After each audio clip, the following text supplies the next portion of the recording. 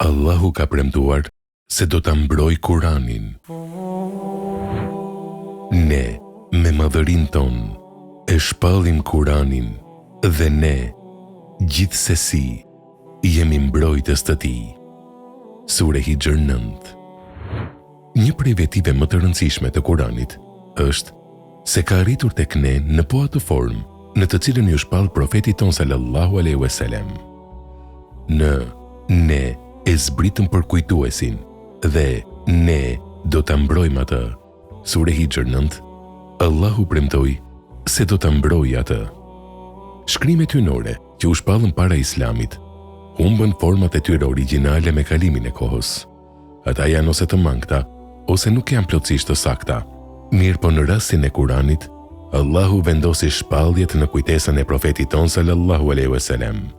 Veç kësaj, pasi që ai pranoi secilën shpallje, profeti sallallahu alaihi wasallam u tha shoqëruesve të tij të shumtë t'i shkruajnë ato, duke siguruar në këtë mënyrë ruajtjen e tij në formën origjinale tekstuale. Kalifi Ebu Bekër, 632-634, e kishte grumbulluar Kuranin në një kopje të vetme, dhe kalifi Uthman, 644-656, dërgoi kopjet e tij në qytetet e rëndësishme islamike. Vargjet në vijim shpjegojnë mënyrën se si profeti jon sallallahu alaihi wasallam u përpoq të mbajë në mendje shpalljet dhe mënyrën se si Allahu i ndihmoi atij ta bëjë këtë.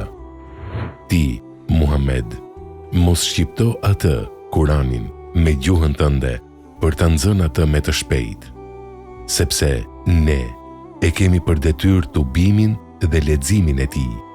E kur ta lexojnë atë ti përcjell me të dëgjuar leximin e tij, dhe pastaj është obligimi yni që ta shpjegojmë atë. Sure Kijame 16-19. Siç pohuhet në këto vargje, profeti jon sallallahu alaihi wasallam e mbajti në mend Kuranin në mënyrë unike, sepse Allahu i rrënjosi vargjet e tij në mendjen e tij. Meqense shoqëruesit e tij i shkruajtën të gjitha, gjersa ai ishte ende gjallë, në pajtim me premtimin e tij, secila prej shkronjave të tij ka mbetur e pandryshuar që nga fillimi i shpalljes së tij mbi 1400 vjet më parë. Prandaj, shpallja e Allahut ka mbijetuar e paprekur deri në ditët tona.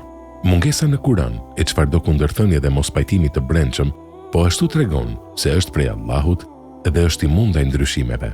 Kurani është nga brenda i qëndrueshëm dhe në harmoni të plot me zhvillimet historike dhe zbulimet shkencore. Kjo veti është aq e sigurt dhe e qartë sa që Zoti ynë pohoi. A nuk e përfidhin ata me vëmendje Kuranin, sikur të ishte prej dikujt tjetër, përveç prej Allahut, do të gjeni në të shumë kundërthënie. Sure Nisa 82. Shumë kundërthënie mund të gjehen në librat e zakonshëm. Mirë po çdo fjalë e Kuranit është në harmoni të plot me të tjerat. Veç kësaj, Kurani ofron informacion për gjeneratat e mëparshme, komunitetet, format e ndryshme të administrimit, strategjitë ushtarake dhe për shumë çështje të tjera, si dhe për ngjarjet e të kaluarës dhe të ardhmes. Kurani është gjithashtu në harmoni absolute me faktet historike, si edhe me të gjitha zhvillimet që ndodhen pas shpalljes së tij. Për shembull, vargjet e para të surës Rum, Perandoria Bizantine, shpallin se Perandoria Bizantine do të pësonte një disfat të rënd, por megjithatë do të ishte fitimtare pa kohë pas saj. Sirion, Elif, Lam, Mim, Bizantinët, Romakët u mundën në tokën më të ulët, por pas disfatës së tyre, ata do të ngadhënjejnë brenda pak viteve. Çështja është vendimi i Allahut, fillim e mbarim për disfatë dhe përfitore. Sure Rum 1:4. Këto vargje u shpallën rreth vitit 620, gati 7 vjet pasi që persianët i dhujtar mposhtën bizantinët e krishterë. Në të vërtetë, Bizanti ishte mposhtur aq rënd sa që vetëm mbijetesa e tij ishte në pikë pyetje. Pra fitoria e parashikuar e tij duke i e pamundshme për shumë njerëz, duke përfshirë arabët politeist. Në dhjetor të vitit 627, perandorit bizantine dhe persiane zhvilluan një betejë vendimtare në Nipe. Këtë herë, bizantinët papritur mposhtën persianët. Disa muaj më vonë, persianët u detyruan ta bëjnë një marrëveshje me Bizantin, e cila i obligonte ata t'i kthejnë territoret e Bizantit. Në fund, fitoria e romakëve, që Allahu e premtoi në mënyrë të mrekullueshme, u realizua. Ky shembull i vetëm ofron dëshmi se Kurani është fjala e Allahut. Një veti tjetër e Kuranit është se ai përmban fakte kyçe në lidhje me shumë çështje, për shembull për astronomi, fizikë dhe biologji, në një kohë kur njerëzit kishin shumë pak dijeni për gjëra të tilla. Kurani u shpall banorëve të shekullit të 7 të Arabisë, shoqëria e cilëve përmbante shumë besime paragjykuese dhe të pabaza që merreshin si shkencore. Duke mos pasur teknologjinë për ta studiuar gjithësinë dhe natyrën, ata besonin në legjenda të trashëguara prej gjeneratave të kaluara.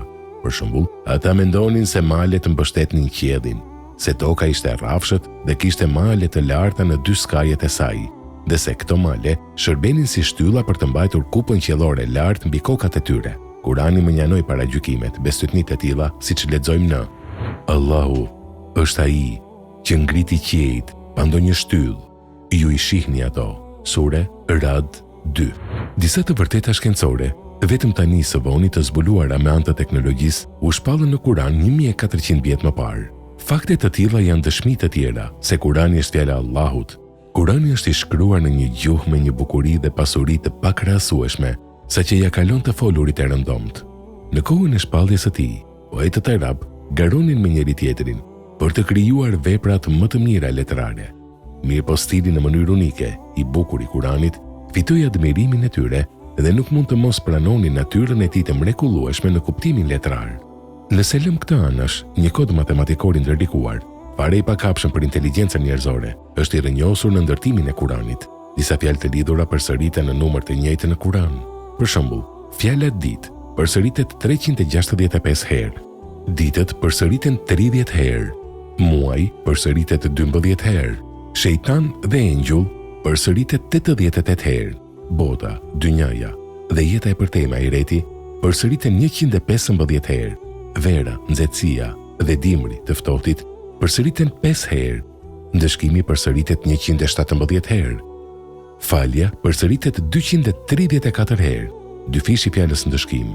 Pasuria përsëritet 26 herë dhe varfëria përsëritet 13 herë. Fakte të tilla qartë tregojnë se Kurani është fjala e Allahut, jo e njerëzimit. Ajo është shpallje e Allahut, profetit Muhammed sallallahu alaihi wasallam, dhe ka mbetur e pandryshuar që prej se u shpall. Allahu shpreh këtë veti superiore si vijon. E në qoftë se dyshoni në atë që ne ja shpallëm gradualisht robit ton, atëherë silleni ju një kaptin të ngjashme me të, Kuranin, dhe thirrni për ndihmë dëshmitarët tuaj, zotrat, posa Allahut, nëse jeni të sinqertë në thëniet tuaja se Kurani nuk është prej Zotit. E mos e paçit bërë deri më tani, e as se do ta bëni kurrë edhe në të ardhmen, atëherë ruajuni zjarrit, lëndet të cilit janë njerëzit dhe gurët, që është i përgatitur për mos besimtarët. Surja Bekare 23-24.